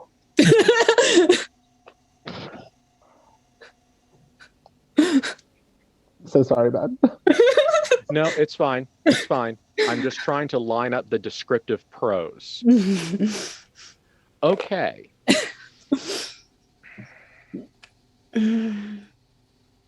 Apocalypse music. Matthew, you were prepared to project, but at the beginning of your words, you realize that you're going to have to go all the way up to a full-throated roar, a bellow, to get them to hear you. And as you begin speaking, your Lord is upon his throne, kneel. The specific words are lost in the moment, but the vibe is there as pistons start moving in this room, and the room comes to clanking, greasy life, and you see maybe control switches and things start to enact, and they come roaring in, and some of them stop and some of them don't, and we'll deal with that in a moment. But a terrible machine inside the basin, inside the low area where the slums are, starts to move, and you hear the sound of cracking wood. And if you have never heard an entire community scream before, it is its own sound. And the roar of rage is subsumed by a much louder, more prevailing howl, a wail of terror, as crunching and grinding noises, as the noises get wetter, as you chunk chunk zhunk, chunk chunk zhunk, chunk chunk zhunk, and all of these hideous, nasty mechanical sounds start coming. And then you look at, and as you yell that, you can start to see the black vitriol start to not pump out into the room, but you see it start to show up in the formerly dry mechanisms around you. And there's some of them are still running at you, Matthew. Some of them stopped at your voice and seeing you and understanding that the golden one is dead. And some of them stop when they see Bethany holding this rod, but some of them don't. Some of them are not thinking anymore. Some of them have lost their consciousness to the absolute rage terror that they have been conditioned to feel at the thought of the ancient ones returning. What do you do?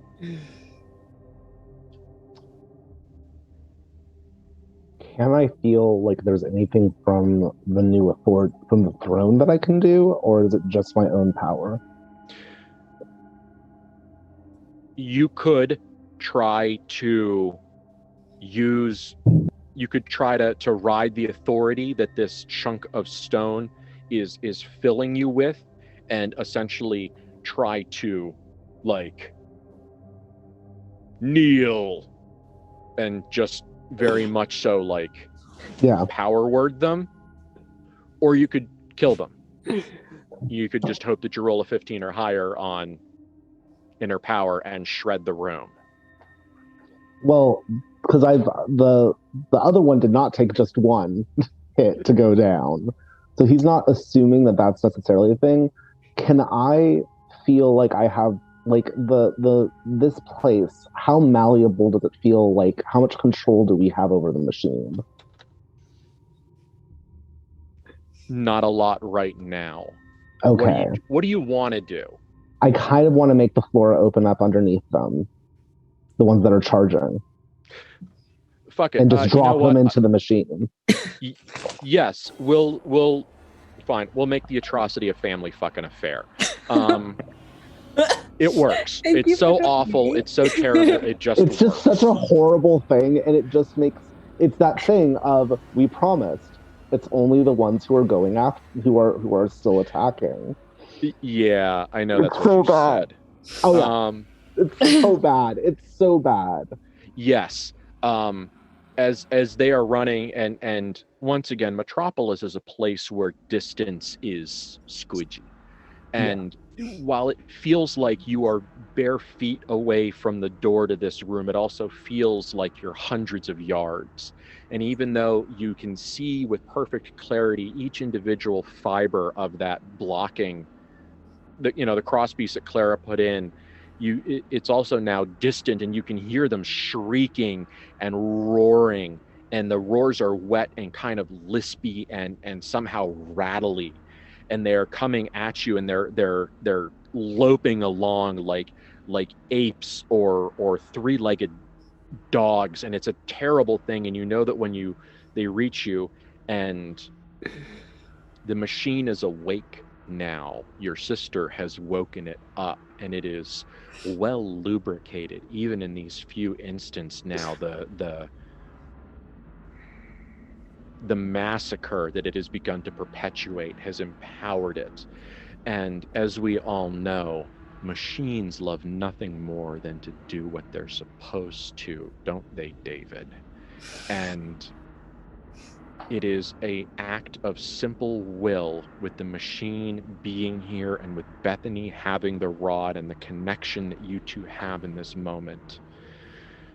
You're not entirely certain if you demand it and it happens, or if you sublimate your desires to your sister. It is a question for another day, but whatever is, you say, I wish them to drop. And the floor opens. And the thing is, good news, bad news, it's not a hole. They don't just drop off screen. It's not that easy, Matthew. The floor fractals and shatters into pieces. It's like glass breaking. And then all of those pieces turn sideways and start to churn. Have you ever seen one of those shredder machines that eats like bikes, and it's that, but for people, and made of glass and beautiful shining Metropolis metal, the color of your dreams, your promise, and your hand. And they're running and they push forward, and some of them kind of get a sense that something is wrong and they try to stop, but the press of bodies is too much and they all fall forward. And you even can see a little piece of the floor, this son of a bitch, just actually crackles a little bit more and makes like a little trough for them to fall in, because machines love nothing more than to do what they're made to do. And this machine is made to kill these creatures and extract from them a black essence. And it does, Matthew, right in front of you. And they fall, and some of them fall in head first, and those are the easy ones. But some of them go in legs first, and you watch them go down. And they're awake the whole time.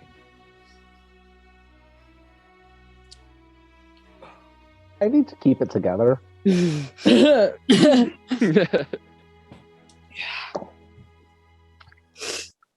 I'm a monster. That's a 21. I keep it together really well, and that's disturbing on a lot of levels.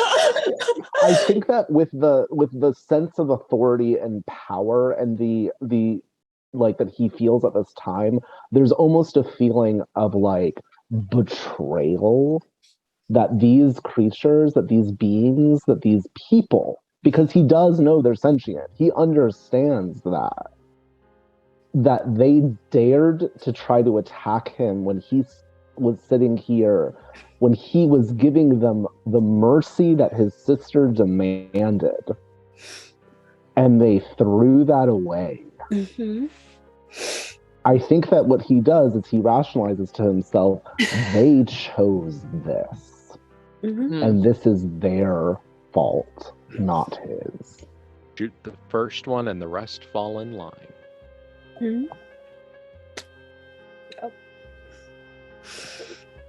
So that happened. At the end of the room, standing silhouetted in the doors, the orchestral pit now is playing the song of the death of these creatures. And it doesn't feel any better that it's what they were made to do.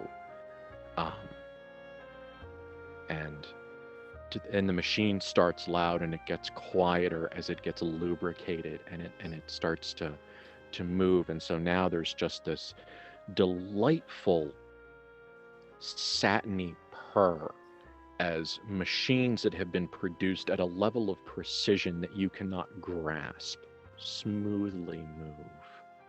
And the crunching is done, and the shattering is done, and now it's just time for filtration and separation and titration and all of those Asians that you use when you do alchemy. Silhouetted in the door is one creature wearing a silver tabard and a reflective mask. Clara, the one that cleaned you, the one that you promised would make everything better because you're here now. Mm-hmm. Is he the only one left? Have we destroyed? It's the only one you can see. You have to go outside and look at what you did, Clara. And he stands there. It stands there. They stand there. And there is such defeat in them. The shoulders are slumped, the head is forward, the legs are weak, the stomach muscles are relaxed. There is no tension in, because it doesn't have enough strength to make tension in its body. And it just drops to its knees and genuflects. Hands on the floor, head on the floor.